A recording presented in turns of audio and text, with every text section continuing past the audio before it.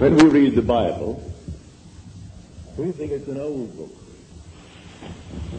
describing things that happened unnumbered years ago. As I tell you, it's contemporary.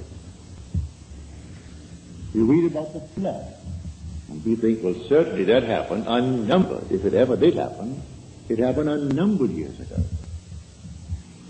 Well, this morning, as is my custom, I turned on the channel KFAC, that is a radio station. It plays through the day and night, 24 hours a day. Only lovely classical music, so you can read to that music. Only a few interruptions. On the hour, you get a 5-minute bulletin and weather report. But between 9 and 10, it's always a lovely piano recital, as it were. The great masterpieces played by great artists. And so I can sit down with my Bible and read as I listen to the music. And the one interruption that came today was an ad from the Herald Examiner. And they were advertising this paper as the one paper in our city that gives the facts, only facts, not embellished. No frills, just plain facts, all facts. That's why we should buy that paper, because it's simply filled with facts. Well, facts have overflowed the world like the flood. Man actually is drowned with facts, victimized by facts. It is in the imagination that everything lives, and not in its actuality, not in the fact. Unless imagination penetrates the fact, the deluge remains a deluge. We are now in the deluge. This is the flood. A man is in jail, that's a fact. And he knows he's there for X number of years, that's a fact. And he simply waits and hopes that in some strange way that he will get some early release from this confinement. He never uses his imagination, save in some violent way to get out, but to penetrate the fact. When in March of 1943, by using my imagination to penetrate the fact that I too was in prison in the army, but I didn't want any part of it. And so I simply penetrated the fact and saw myself in New York City in my own apartment with my family. And in 9 days, I was out honorably discharged in my apartment in New York City. So I wrote a friend of mine who was in the army. He was my age. He was a Freudian, a professional psychoanalyst. But Freud was his background. That was his schooling. And when I wrote him in detail exactly what I had done, I didn't mince matters. I told him exactly what I did. How as I simply physically slept on my little bed in the barracks, I imagined I was simply elsewhere, and the elsewhere was a definite spot in space, in New York City, in my apartment. And what I did, I could feel the bed, I could feel the things in my house. I went about feeling all the familiar objects in my apartment, and I gave them all the tones of reality and all sensory vividness to the best of my ability. And I touched everything, and it felt real. Then I went back to sleep, and then I told them exactly what happened to me that morning. And then 9 days later, I was honorably discharged by the same man that had disallowed my application. He didn't answer my letter. Because in New York City, he used to come to my meetings as a friend, because he was so convinced that the Freudian concept was true. But he said, I come to your meetings for this reason, Neville. We knew each other well. He'd come home for dinner, I'd go to his place for dinner, but he said, I come to your meetings because you turn my daily bread into the substance of fairy. I sort of like that, he said. But when I listen to you, I hold the chair And I put my feet right firmly on the ground to feel the reality and the profundity of things. You aren't going to take me away with you. You're going to leave me right here where things are solidly real, so I feel the place under my foot, and I feel the thing next to my hand, and I hold on tightly as you weave your story concerning moving off in one's imagination. So he would not penetrate the facts. So when did he get out? When the other millions got out. So he remained with his facts for the next 3 years. I got out in March of 43. He came home to New York City in 46, demobilized as the other millions and millions of boys were. He could not let go of the facts. This is the flood. No other flood. This is the flood. We are drowned with facts, victimized by them. Now, does the Bible teach this story of getting through the facts using my imagination? It certainly does. Now let me take you into the 27th chapter of the book of Genesis, the first book, the book of the beginning. If you're not familiar with the story of Isaac and his 2 sons, they were twins. Let me just refresh your memory if you've forgotten. It is said in the story that Isaac had, that is, his wife had the 2 sons, Rebekah, but he was the father of the 2 sons, Esau and Jacob. It is said that Esau was a hairy one. He came out first. And then Jacob came out second, and he had no hair.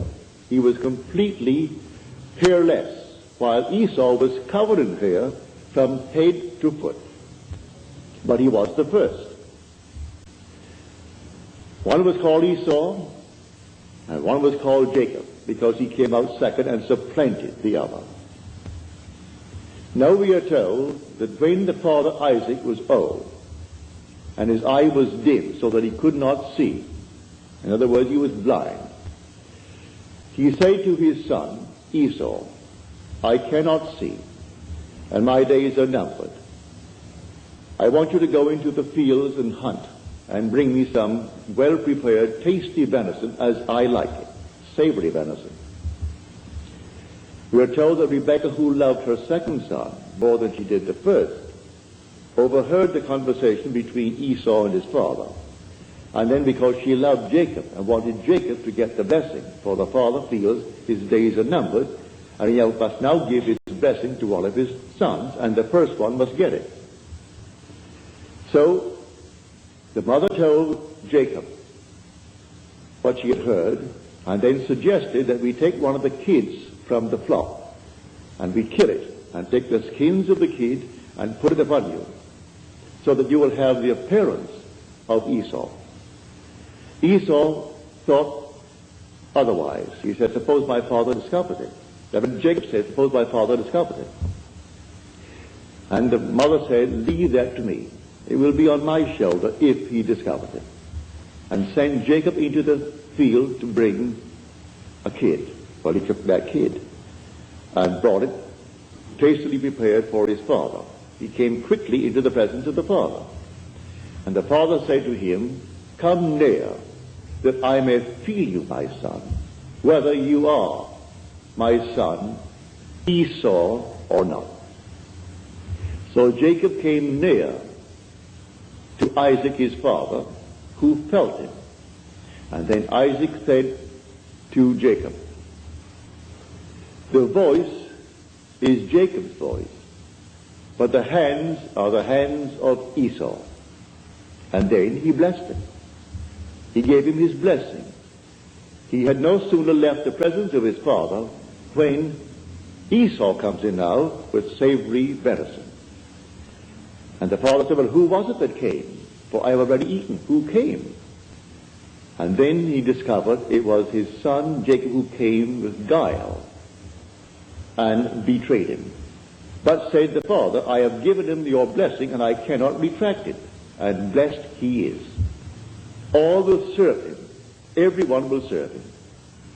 Because I gave you the blessing and I cannot take it back. Now on the surface, you will say, now what is the story trying to tell us? Well, in this same book, in an earlier passage, we are told about the ark. build the ark with 3 decks, the lower, the second, and the third deck. Well, you think it's a huge, big building. Well, you use your imagination. You can't conceive of any building that could house all the animals of the world in pairs, and all the so-called good ones will be in 7 pairs, and enough food to feed them for 40 days and 40 nights. Well, you just simply could not conceive of it. Nevertheless, that's the story. But there are 3 decks. The obvious thing is the facts of life. Then there's psychological interpretation of these so-called stories, and then the spiritual consummation of the story. So you have the lower deck, the second deck, and then the third deck. So here is a perfect example of the second deck. This room now is a fact. We're all in the room. It's a fact. But suppose I don't want to be here. Suppose it becomes a prison to me. Can I get out of it if I know to penetrate the fact? If I know that I am the ark, that all things exist in the human imagination, and the human imagination and God are one. They are one, not two. I can, in my imagination, penetrate any wall. I can now, without batting an eye, in the twinkle of an eye, I can stand on the street and see this thing without a man standing before it. No problem whatsoever to assume I'm on the street and looking from the street to this platform. But you may say, well, what would that do? Well, let me do it and feel the reality, feel that solidity of the street under my foot, and see this building from the street rather than looking to the street from here. If I do it and give it solidity, give it reality, I'll be compelled to go there. This is what Scripture teaches. That is my blessing. I can penetrate a fact. And penetrating a fact, I can stand wherever I want to stand in this world. Then the promise is made, wherever the sole of your foot shall stand, that I have given to you. I'm not going to make you a promise and not fulfill it. I've given to you if you can stand upon it. So I actually stood upon my apartment. I actually stood upon that floor. I felt the bed. I felt everything and gave it reality. My friend wouldn't allow himself to sleep in one place and assume that he was sleeping elsewhere, because that is a divided state of mind. He didn't want to become a split personality, and so he wanted to be completely coordinating. Well, he was coordinated, all right, for the next 3 years, all in one little spot in his barracks. And for 3 years he couldn't get out. Because, first of all, he wouldn't try it. Because I turned his daily bread into the substance of fairy. And so he did not answer my letter. I've reminded him a few times since. Why didn't you answer the letter? Well, first of all, it didn't make sense. And I don't believe, said he, that really what you did was the sole cause of your discharge. You always question it. Then I repeat it another time and tell him again what happened this time. Well, that would have happened anyway. You do it a third time. You do it a fourth time. Do you know if you did it 1,000 times, he would still say, do it once more. It will always happen, as far as they're concerned. It just didn't happen because you did something. These things would have happened anyway. So why do you analyze people then? Then let things happen. We are not the creatures of circumstances, said a man who bears your name, for his first name is Israel. And Disraeli's name is simply of Israel, Benjamin Disraeli. And he said, man is not the creature of circumstances. Circumstances are the creatures of men. He knew how to create things, all in his imagination. So he said, you bear the name of Israel, but you don't apply the story of Israel. If you'd only apply it, because these things are taught us in Scripture. Scripture is not secular history. This is contemporary. It didn't happen thousands of years ago. The flood is on. And this is the flood. The whole vast world is inundated with facts, like this prominent paper. It's the evening paper, the Examiner. And they're proud of the fact they only print facts. They don't embellish it. No frills, only the facts. Therefore, buy the facts. Well, I can buy the facts. And they go all over the world to find frightening facts. I'm not denying that he didn't kill her. I'm not denying that he did not receive a sentence of X number of years. But when people ask anything of me, I'm not concerned about why it happened. What do you want? And I will simply apply my imagination lovingly on behalf of that request. I don't care what brought you to that state. I am here to simply get you out of the state. What do you want? All through the Bible, what do you want? He didn't condemn anyone. The woman taken in adultery, he didn't condemn. So what do you want? Go and sin no more. He didn't call the act of adultery a sin. If she called it, or they called it a sin, all right, call it a sin. Therefore, don't repeat it if you call it a sin. But sin is simply knowing what to do and not doing it. That's sinning. So if I discover what to do, to penetrate a fact, to go beyond the fact, and create a condition for myself, and dwell in it, and think from it, instead of thinking of it. For the great fallacy of the world is perpetual construction, deferred occupancy. Create and create in my mind's eye all kinds of lovely things I would like to realize, but I never occupy them. I do not penetrate the state and go right into it and give it cubic reality. But I know, and you know, and it's not difficult to understand why. The sense of touch is something we believe in more profoundly than we do in, say, the sense of sight, or the sense of hearing, or the sense of smell. I stumbled upon this one day in a dream. In my dream, I came upon this huge big pillar, a pile driven into the ocean. And the bridge that it formerly supported was gone now. Only the piles remained. And I knew I was dreaming. And I figured to myself, if I held that pile and I could touch it, and if it seemed to me solidly real, what I'm going to do, I'm going to hold on to that pile. In the dream, I know it's a dream, but I'm going to hold that pile as solidly as I can and compel myself to awake holding the pile. Well, I did. I held the pile with all of my might. And I said, now, Neville, you know you're sleeping. You know that you're dreaming now. Awake. And I awoke in the water. I'm actually holding that pile, and I'm standing up in what formerly I knew to be a dream. It ceased to be a dream. It's real. I'm in a world just as real as this. Here I am holding this enormous pile, and it's in the East Indies, not the West Indies where I was born. It was in the East Indies, a very primitive area. And then some animal came down to the beach, a strange-looking creature. And at that moment, I was panicky. And that moment of shaking emotion, and I woke on my bed in New York City. But I discovered that secret of feeling. So he said, come close, come near, that I may feel you, my son. He heard the voice. He said, your voice is the voice of Jacob. Come near, let me see really if you are Esau. And he did it by feeling.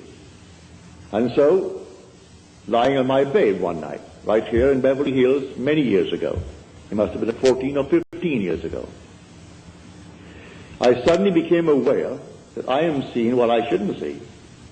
I am looking into the most marvelous interior of a plush hotel. It seemed that way to me.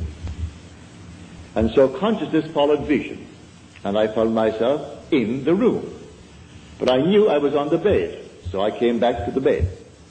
I'm still seeing the interior of this room, and I went back into that room. I came back again. I must have done it 12 or 20 times. It was fun, going into the room, and the room was just like this, real. Then I came back to the bed. Now, I said, I am now going to explore. Regardless of consequences, I am going to explore. And so, I went into the room. It seemed like a room 30 by 20 from the bed. When I entered it, with the decision to explore, the room closed upon me and became a third of itself. Say it became 10 by 7. And I found it was a dressing room for a huge big suite, beautifully done, but it wasn't yet occupied. It was there to be occupied, but the room at the moment, that is the suite, was not occupied. And I thought, well, now I'll go through the door. I didn't go through like some gossamer. I opened the door with my hand and I walked right through that door. I was solidly real to myself. Then I walked down the corridor. And the corridor that I walked down was intersected by the main corridor. And all the lights were on. And two ladies were coming down that corridor, the main one. But I knew this thing began as a dream. So I knew, well, all ends run true to origins. Therefore, if the origin is the dream, this is the dream. So I say to the ladies, ladies, this is the dream. This whole vast world is a dream. And then they were afraid of me. Who wouldn't be afraid of a man that suddenly appears on a place in your, I would say, walking, and tells you this whole vast world is a dream? You would think he's nuts, he's insane. And so they thought I was insane, and they got just as far as they could from me, and walked right next to the wall, duck style, one behind the other, and looking at me very suspiciously. Then I saw this object hanging from space, and it reminded me of a similar object I had seen in a friend's home in North Hollywood. So I say to them, look, see this? And I held it, and to my surprise, it isn't gossamer. This is not an after image. This is not a memory image. This is real. The thing is solid. Well, I held it, and by this time, they were way down.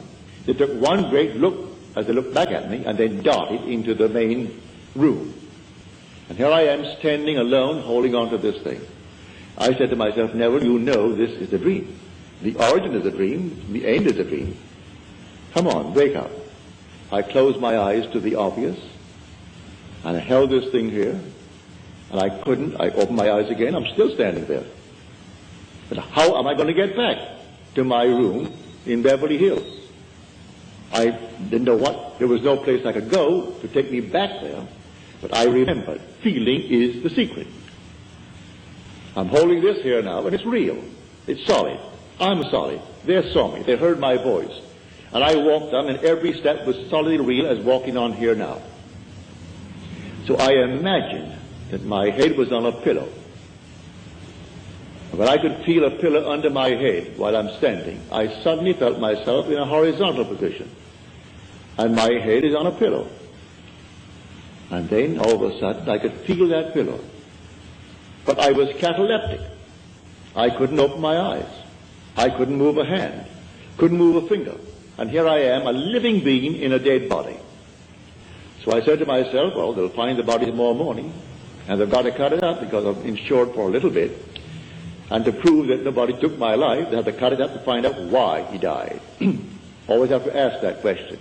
And they'll give it the name. If they can't find it, they're going to give it a name anyway. So here I am, couldn't open my eyes, couldn't move my hand. In about 15, 20 seconds, which seemed much longer than that, my little finger, I could move it.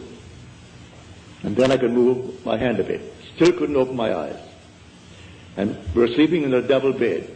So I pushed my hand out, my left hand, and I could feel the warmth of my wife's body. Pardon me. At that, I knew I was back on my bed. In another 15 or 20 seconds, I could, with great effort, open the lids of my eyes, and here came all the familiar objects on the walls, on the bureau, and everything returned to consciousness. Now, I stepped into a world just as real as this. I am telling you, there are worlds within worlds within worlds, and they're all here right now. Just like turning on a radio. And you turn it yet ever so slightly, and you have a new wavelength and a new station coming in, bringing something entirely different, and they're not interfering with each other. And these worlds are all here now, and they're people, just as we are peopling this world. And they're just as real as this world. It's terrestrial. And it doesn't, you don't walk for it. I was on the bed. I seemed to walk into it. I would say, 10 feet away? But the same area permeated the bed, and the bed did not obstruct it. And that world into which I stepped did not obstruct the house that I lived in Beverly Hills. It's all here, the whole vast world. Worlds within worlds within worlds. So I tell you, facts are the flood. That's the deluge. There was no other kind of flood. We are actually inundated with the facts of life. And these facts, we change them every day. Today, this is the cause of so-and-so. Tomorrow, that's not so. It's another cause we found. And then the next day, another cause. But while we haven't found the next cause, we believe that to be the fact. And we worship the facts. So I tell you, all things are in the human imagination. Man is all imagination. And God is man. And exists in us, and we in him. The eternal body of man is the imagination. And that is God himself. There is no other God. It's all your own wonderful human imagination. And the one thing the whole vast world aches for is the awakening of the imagination. And when it comes with the birth of the promised child, which sets a man free from the horrors of this world we call the world of nature. For nature is simply that principle on which depends the sameness of forms in transmitted life. And so the thing goes over and over. Haven't you observed a year that at a certain time of the year money is tight? All of a sudden it flows, and then at a certain time of the year it's tight. Why? It's a habit. It's a transmitted state. You fix that fact in your mind's eye, and if you got $50,000 today, and say it's the month of December when it's always tight, you're going to loan the money out or give it away before December comes by. So when it comes by, you're going to be tight again. It's a peculiar, I would say, slavery, this thing called nature, in the sameness of forms in transmitted life. Now, you can penetrate the fact and break it. And that's what we're here to teach. I come not to abolish the law and the prophets. I come not to abolish them, but to fulfill them. And tell you the real law. It's not washing your hands before meals, although that's a very nice, clean thing to do. It's not giving certain diets, doing this, that, and the other. He explains that the entire law is psychological. He takes one of the commandments, which is a graphic one, to show you how everything must be interpreted psychologically. He said, you have heard it said of old, you shall not commit adultery. But I say unto you, any man who looks lustfully upon a woman has already committed the act in his heart with her. But what man hasn't? What man has not violated that? So he tells you the whole thing is a psychological thing. You can't restrain the impulse, because you may restrain it based upon 1,000 different reasons. Maybe you are afraid of the consequences. Maybe you are afraid that someone will find out. Maybe you're afraid of this, that, and the other. But the impulse was there, and he tells you the impulse was the act. Well, if the impulse was the act, then creative acts are imaginal. For it was an imaginal act. So I have to observe my imaginal acts. For the imaginal act is a fact. It's going to actually become a fact and then confront me. Here was a lady in San Francisco. She said, my brother, and she said to me, I think he's innocent, but I do not know the facts of the case. But he was given 6 months at hard labor. He was in the army. And I don't think my brother should get 6 months hard labor in the army. I said, you want him out?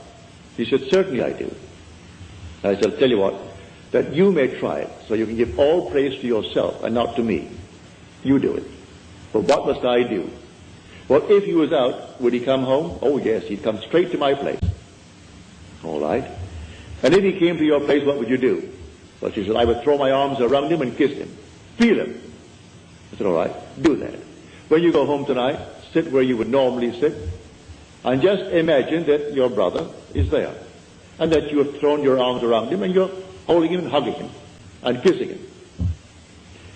The next Sunday morning, in my meeting in San Francisco, that woman could rise and tell this story. She said, I went home, and I imagine I heard the doorbell ring, and the doorbell is downstairs. I have to run down one flight of stairs to answer that door. So I heard it ring, and I ran downstairs, and I flung the doors open, and here stood my brother.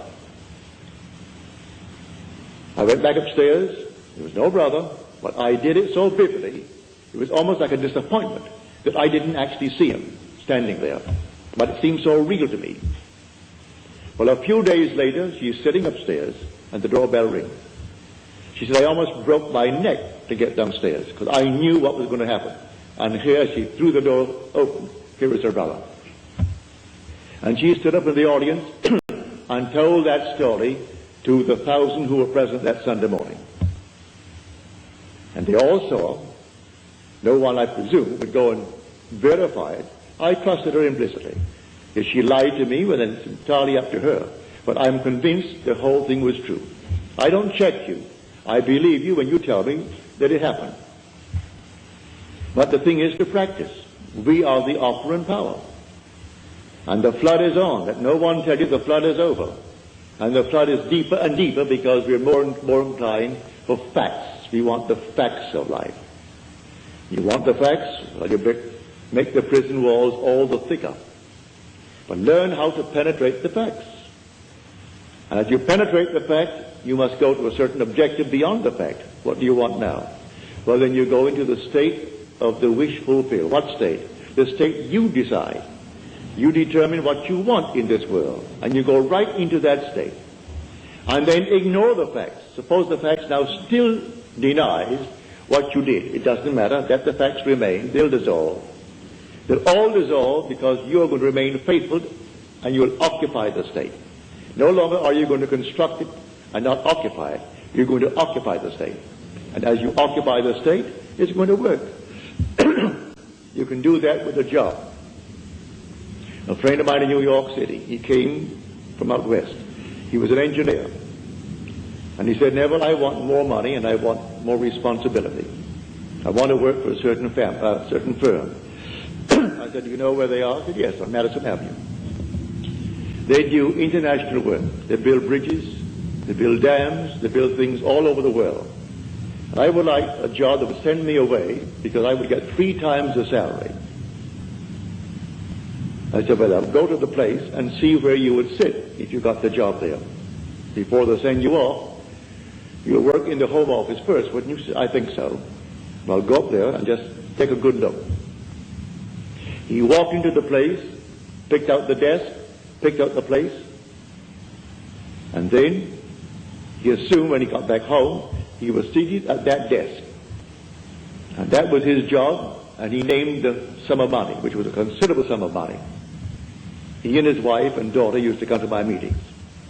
Within a month, he was in that job, and within 2 weeks, he was on his way to the Near East, building bridges. Unfortunately, in a way, he did not live very long. He was a young man, but in about 3 years, he was gone. Heart attack, he was gone. But that he would have gone anyway, whether he was here or there. For we come on time and we go on time. But at least before he departed this world, he found the principle, which he will carry with him into the next world. For there is no death. He is restored to life in a world just like this, clothed in a body just like his, only young. Young as he was then, he'll be younger. But he has at least the memory of what he did to get what he wanted, and it worked. And so now he goes with the principle in his mind's eye. So when you tell me that your dreams, and that you in your dreams are applying this principle, like the lady tonight, she is here, she told me her dream. I asked her to write it out for me. But right in the dream, she's actually discussing with others this principle of imagining and how you imagine a certain state and you produce it into this world. And that there's nothing in this world that dies. All things are restored to life. And she's carrying on this conversation in her dream. Well, to me, that's most flattering and very thrilling. When you can carry it beyond into what the world will tell you is a state where you're not in control of vision, that you are simply the slave of vision rather than its master. You don't direct it, you simply follow it. Well, she didn't follow it, she directed vision. And when you get to the point that you can direct in what they call a state called dream, where you are not supposed to be in control, you're simply the victim of your vision. But she is not the victim of her vision, she actually controlled the vision. And so the day will come, it's inevitable. We all take off the garment. But I tell you that you're going to find yourself completely restored, instantly. Not waiting for anything, instantly restored. In a terrestrial world, with problems that you have here, but you'll know how to solve them. You will solve the problems because you know the principle. So the flood is on. The whole Bible from beginning to end is contemporary. Jesus is not something that died. He is something that lives within man. He is dwelling in man. God himself came and comes into human history in the person of Jesus, in you, in me, in everyone in the world. And the day will come, you'll know it. And you are the Lord Jesus. But asleep to what you are. The day will come, you'll be completely awake to the fact that you are the Father. And then you'll know. I've been asked, why do you express it all the time? It's important, it's so important about the Father. It's the most important part of Scripture. The most important part of Scripture. Well, I can have all the power in the world and yet not know I'm God. I can have a sense of awareness where there is not a thing in the world but myself and yet not feel that I am God. But when the Father comes, and I know that I am the Father of that one and only Son of His, that I know I'm God. There's no other way to know it. If I have power that I could destroy the universe, I still wouldn't know I'm God. And if I was completely aware, as I was in 1926, when I, reading a book, it fell upon my chest, it must have been not more than 10 o'clock. I woke next morning, it's 9, and I had not turned from left to right in the entire interval, because the book was still on my chest, and the light was still on my bed. And usually in the course of a night, a man turns often from side to side. How often I do not know, but we all do. No one goes to bed on his back and remains there for 9 unbroken, or in this case, almost 11 unbroken hours. So I went right down into a deep, deep sleep in a trance. And in that state, I became infinite light. There was nothing but light. And I was it. There was no circumference. I was the center of it all. No light outside of this light that I am. No sun, no moon, no stars, but nothing outside of the being that I am. I was infinite pulsing light. But still I did not bring back the feeling of being God. Yet evaded me. But when you see His Son, and that Son calls you Father, and you know, well then there is no doubt in your mind as to who you are. So I say it's the most important part of Scripture. And yet it's the one thing that people will question me on. Why do you emphasize it? Why do you repeat it over and over? Because the one thing in the world that you will one day experience which will convince you that you are God. Nothing in the world will convince you outside of that. But in the meanwhile, we can penetrate the facts. The man imprisoned need not be behind bars. We are imprisoned by the things that we do. All right, we can break them. Break anything in this world. A man can be imprisoned by gluttony. He can break it if he knows what he wants. Maybe he doesn't really want to give it up. If he wants to give it up, let him create within his mind's eye a scene, a simple scene that if he had given it up, a friend or some relative would know. And he doesn't brag about it. They simply know. And it's a normal discussion that he has no longing for it anymore. He has no desire for it. Didn't take any drugs for it. Didn't do anything to beat it. It just simply, it wasn't there. Like a certain taste that we have in this world, all of a sudden, you've had it, you've saturated yourself with it, and you don't want it anymore. All things are acquired. Today I like, for instance, a thing called an oyster. Love them, especially those lovely Eastern oysters. But the first time I had an oyster, I thought I'd die. I was a small boy, I must have been about 9 or 10. And I went down to It was then called the Virgin Islands, owned by Denmark. They're now our islands, St. Thomas, St. John, and St. Croix. And my mother said to me, now Neville, you know you're going to a strange place and they speak Danska. You don't understand the language, but you'll get by. But you're going to a boarding house, and there'll be maybe 20 or 25 boarding. You'll all sit at one big table together. Now you're a boy, and you do not know their habits, so watch what the lady does. And whatever she does, you do it. And I sat down at the table, and then here was this plate of oysters. I'd never seen an oyster in my life before. And then all the little things before it. But I saw this lady take a little fork from the side, so I picked up my fork. And then she took little horseradish, she took something else, then she took a little Tabasco, did all these things to it. Then she stuck it into this oyster and dipped it into all that she had done. She closed her eyes and she ate it as though you had honey in your mouth. I expected the same thing, so I did the same thing. And when I got that thing in my mouth, Lord, it wouldn't go down. I couldn't bring it up. I'm not supposed to bring it up. Mother told me that.